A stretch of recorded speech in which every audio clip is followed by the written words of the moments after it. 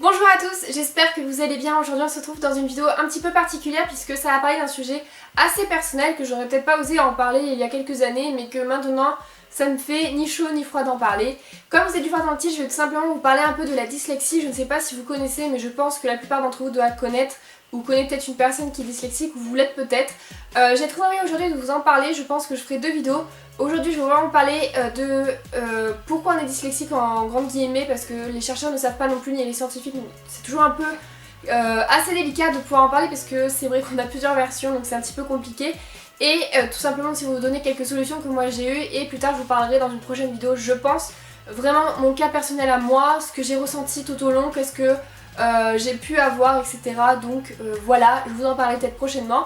Mais aujourd'hui je vais essayer d'être assez rapide pour vous parler un petit peu de ce sujet. Si jamais je dis des erreurs, n'hésitez pas à le dire en commentaire parce que c'est vrai que la dyslexie, personnellement je ne connaissais pas exactement ce que c'était en profondeur. Je savais que j'étais dyslexique, on me l'a diagnostiqué à mes 6 ans.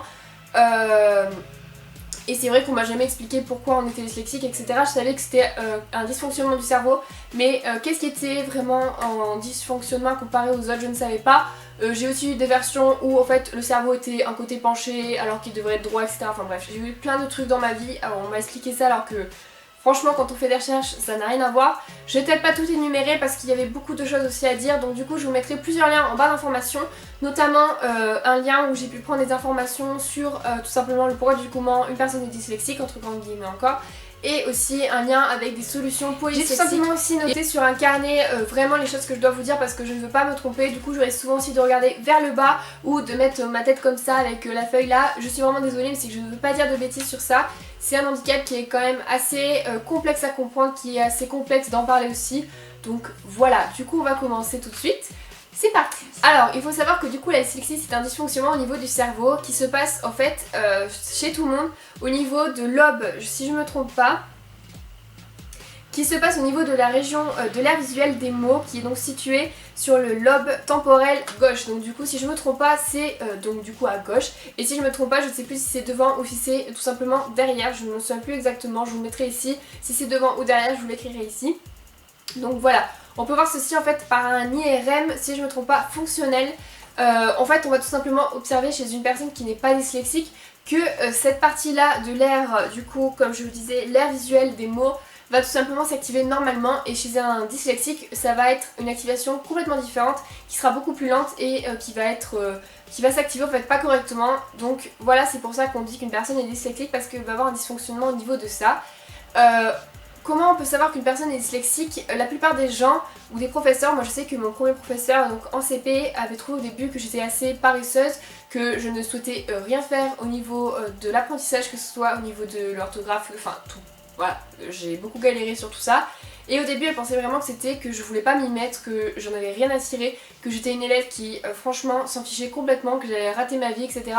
Et en fait du coup elle a proposé à mes parents d'aller voir vraiment un spécialiste qui est donc un orthophoniste. Si d'ailleurs vous êtes jamais allé voir un orthophoniste, faut y aller si on pense que vous êtes dyslexique, c'est vraiment une aide précieuse.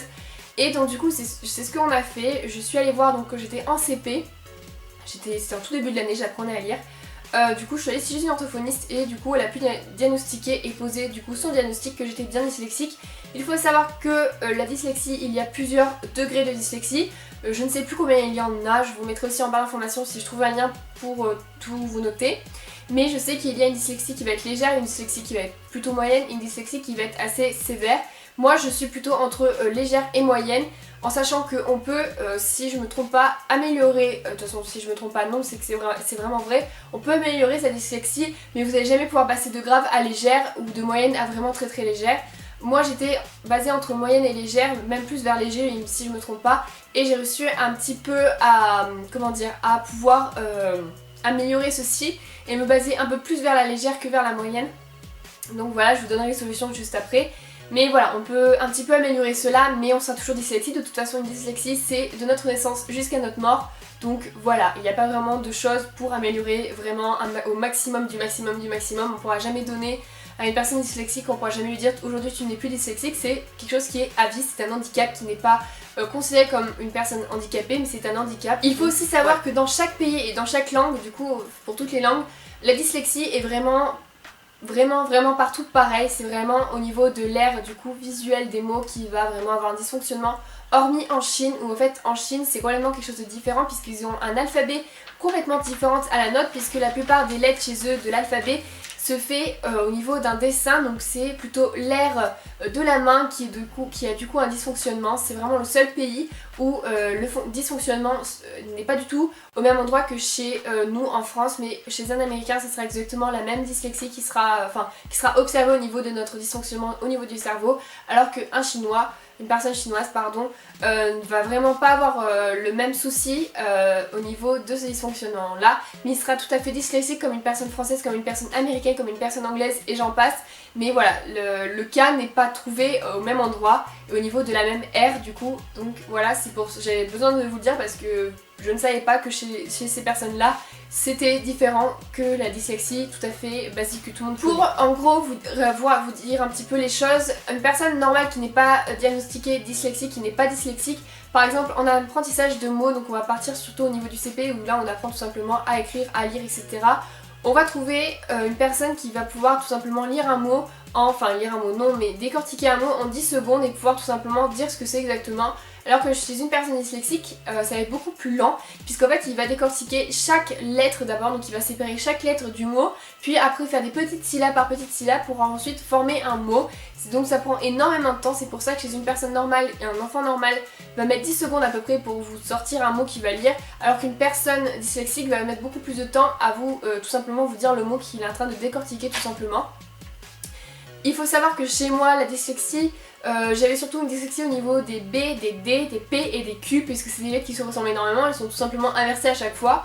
Et c'était quelque chose de juste horrible quand je lisais un mot, par exemple le mot abominable, c'était juste abominable pour moi, parce que décortiquer un B et un D en même temps, des fois je me trompais, je disais adomibable, un truc comme ça, enfin bref, je mélangeais les lettres, etc. C'était vraiment une catastrophe.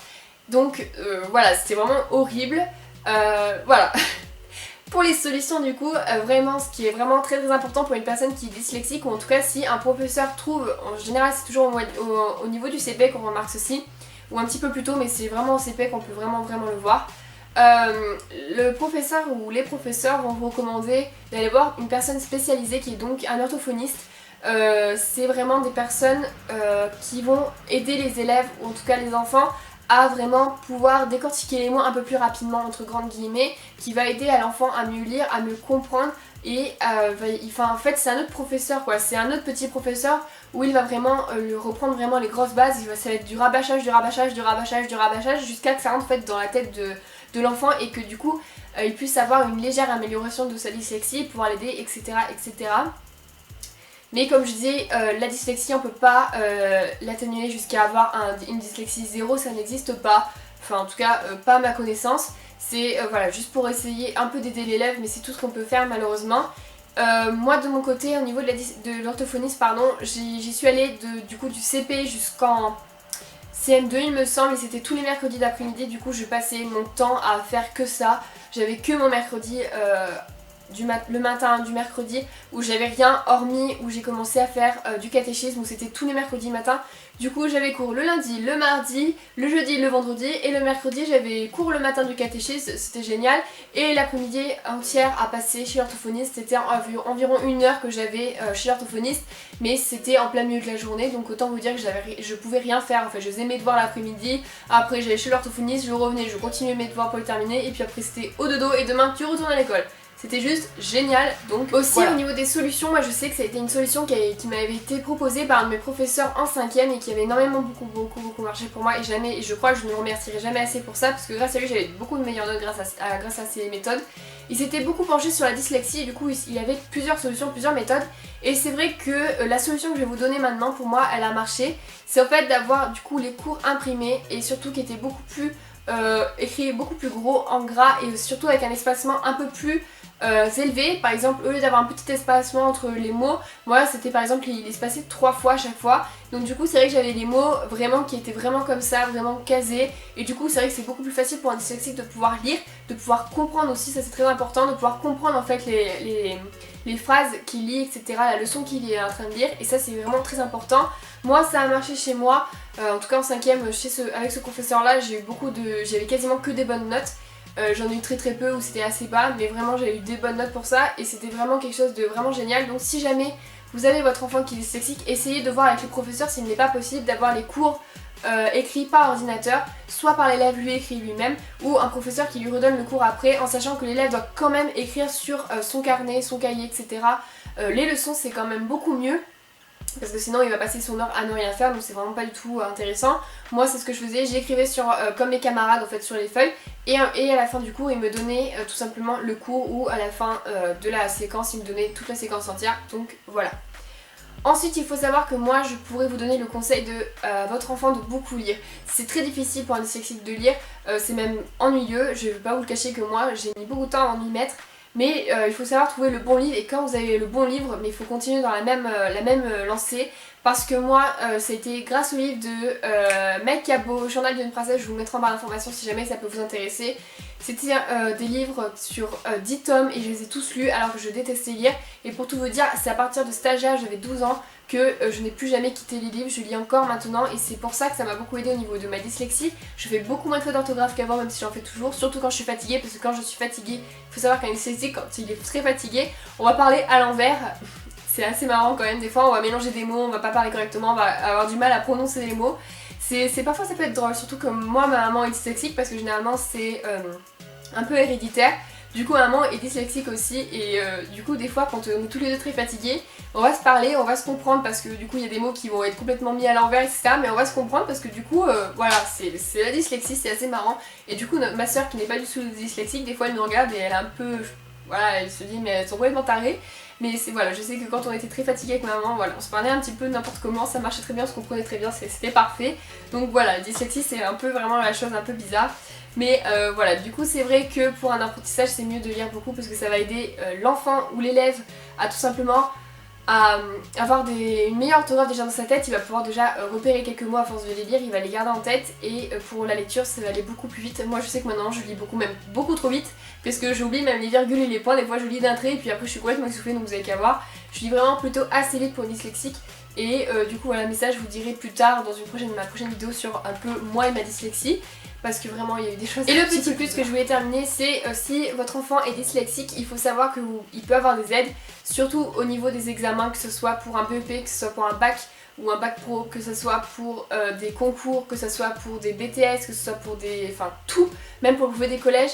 L'élève a le droit à, je sais plus combien c'est de temps exactement, mais je crois que c'est un tiers ou un quart de l'heure. Par exemple si c'est 1h30, l'élève va avoir en fait la moitié de cette heure là en plus pour ses examens. Ce n'est pas obligatoire mais c'est mieux de l'avoir pour les élèves, comme ça le dyslexique va prendre vraiment tout son temps pour bien lire les questions etc.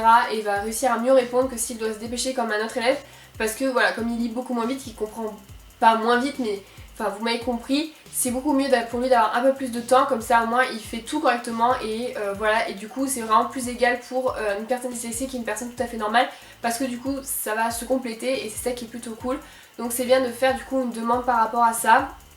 Et pour avoir ceci, si je me trompe pas, il faut avoir plusieurs séances chez un orthophoniste pour qu'il puisse bien dire que la personne, enfin que l'élève est dyslexique, en sachant même que si l'orthophoniste vous connaît, vous avez déjà eu plus petit, que vous avez arrêté à un moment donné parce que vous pouvez plus aller chez l'orthophoniste à un moment donné pour des raisons XY, et que par exemple pour un bac vous êtes obligé d'avoir votre fiche demandant du coup avoir du temps en plus. Il y a plein de moucherons ici, ça commence à m'énerver. Pour avoir du temps en plus, il faut savoir que vous êtes obligé d'aller chez un orthophoniste, et l'orthophoniste, même s'il vous connaît depuis tout petit, ne peut pas vous donner la fiche comme ça. Vous êtes vraiment obligé d'avoir une séance d'orthophonie pour qu'il puisse tout simplement vous valider la chose. Donc c'est quand même assez compliqué. Et après faire votre demande au rectorat pour après que ce soit validé et que vos professeurs soient au courant et que vous soyez noté sur une fiche à part pour les dyslexiques, et vous serez dans une salle à part du coup avec plusieurs dyslexiques du lycée, du collège, de tout ce que vous voulez. Donc voilà la vidéo, j'espère en tout cas qu'elle vous aura plutôt assez plu. Je sais, c'est une vidéo vraiment assez spéciale, je pense que c'est pas un sujet qu'on entend souvent parler, mais moi j'avais besoin de sortir ça parce que voilà, depuis mes 6 ans je suis dyslexique, enfin depuis que je suis née je suis dyslexique, mais on me l'a diagnostiqué à mes 6 ans, et c'est vrai que j'ai mis beaucoup de temps à accepter que j'étais dyslexique. Avant, quand on en parlait, quand je devais en parler devant les gens, je me mettais à pleurer parce que pour moi j'ai l'impression vraiment d'être rabaissée par rapport à mes autres camarades. Du coup c'est quand même un sujet qui peut être assez pénible et insupportable pour des enfants, surtout s'ils sont très jeunes, donc voilà, c'est vraiment de les rassurer là-dessus. C'est une personne qui est tout à fait normale, c'est juste que voilà, il y a un truc en plus, et c'est pas parce qu'on est dyslexique qu'on est des personnes nulles.